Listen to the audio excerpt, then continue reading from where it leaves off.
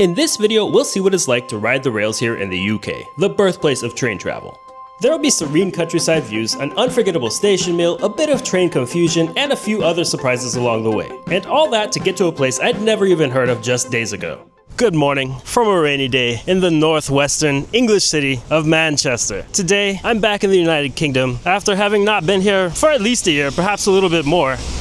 Because I'm going to be exploring a different part of the country, a part of the country I've never been to before. Right now I'm in the northwest, but I'm just heading over to the train station with my wife and this Gandhi statue, because today we're going to be taking first a train over to the English city of York that is surrounded by a very old medieval wall that I've been wanting to see for many years.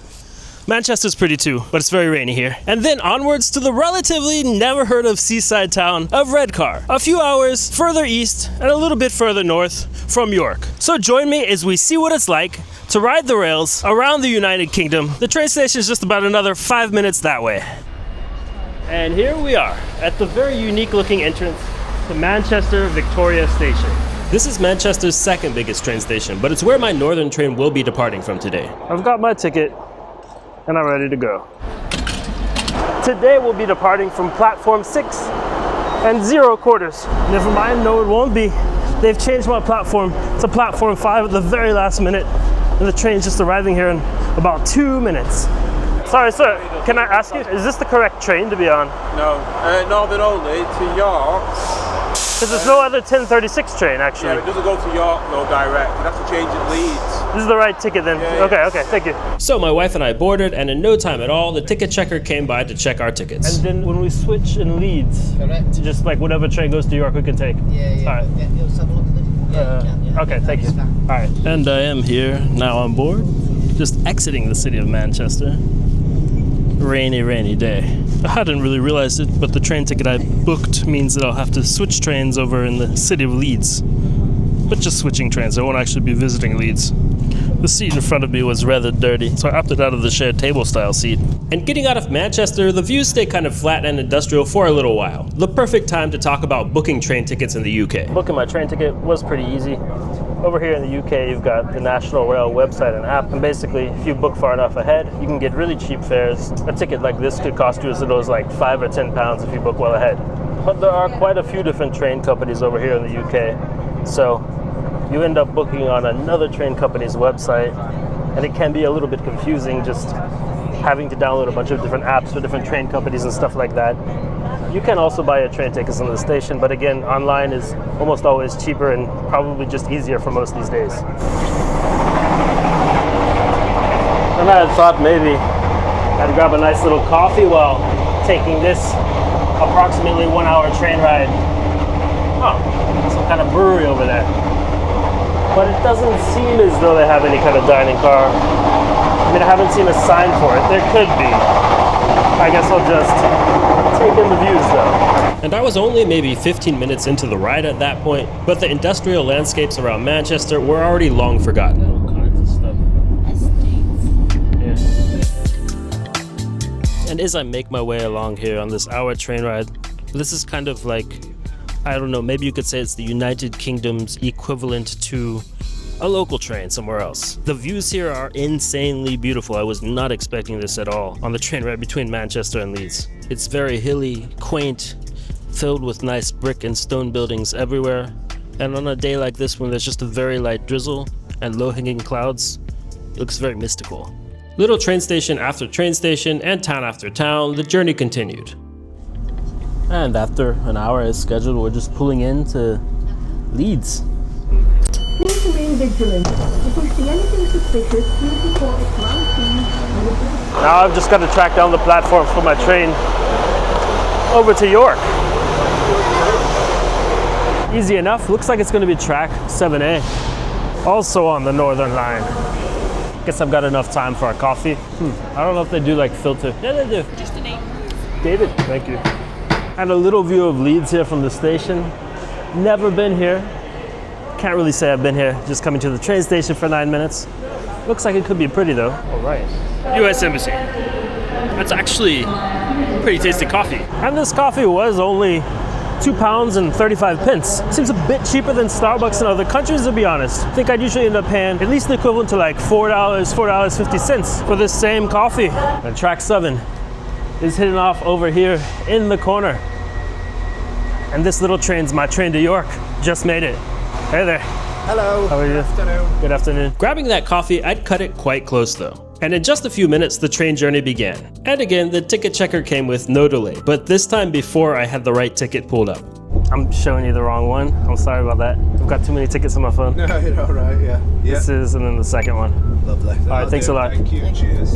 And here, this train is quite identical to the first train in all honesty. It does feel a little bit like a slower ride, but it's a much shorter ride over getting from Leeds over to York, so really just about 40 minutes. Well, I guess the train's slightly different.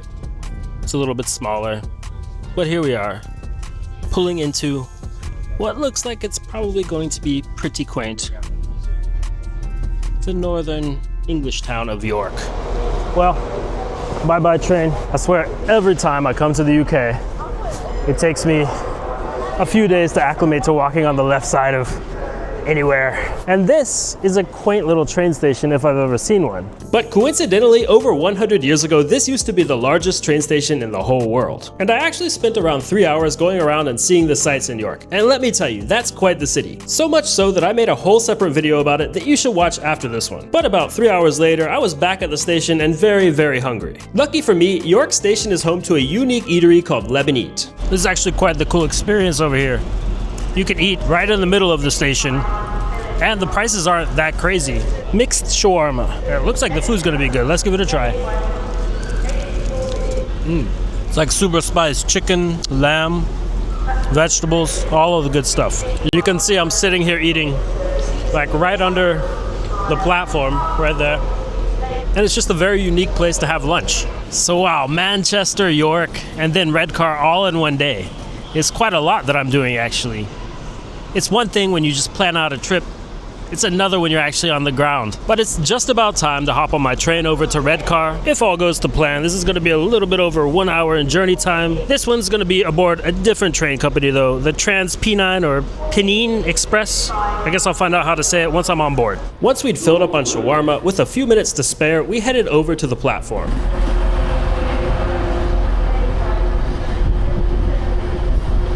The train's actually here right on time, and our seats are 5 and 6.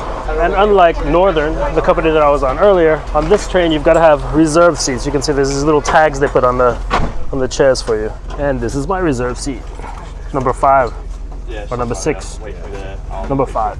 That's coach E.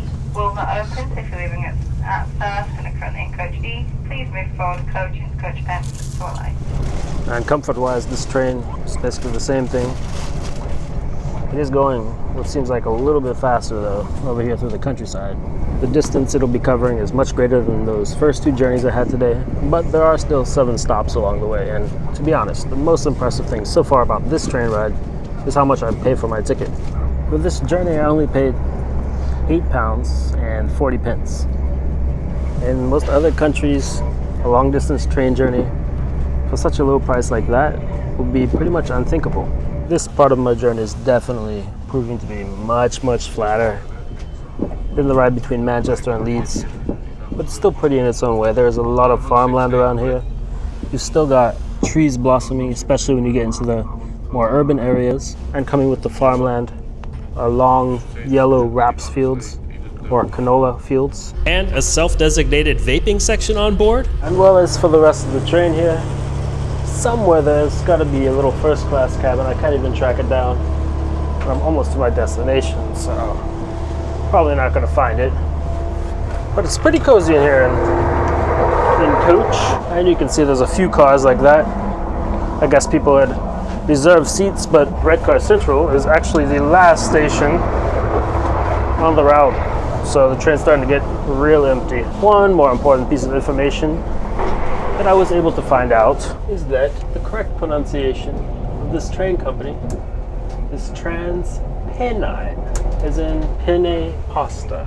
This is a Transpennine Express service to Redcar Central. And here I've already made it the penultimate station, Middlesbrough. According to some information I've found on the internets, a lot of people from here live in Redcar. This is the first class, by the way. That's what your seat would look like if you'd booked a first class ticket. Sadly for me, I didn't. But here we are, pulling just out of Middlesbrough Station. Gosh, I can't speak English at all. Coming to the UK makes you realize that if you're not from the UK, English is not that easy. But for one day, that is entirely enough. Enough traveling, enough moving.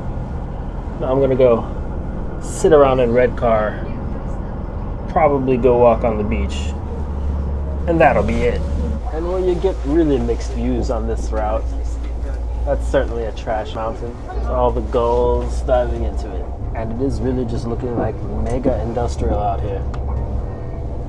But beyond all that, well, it looks like it could be a pretty little town, Redcar. And if you're confused about where you are here, it's super easy. See, that's a red car, and that's also a red car. No, I'm just playing. That's not even why this place is named that.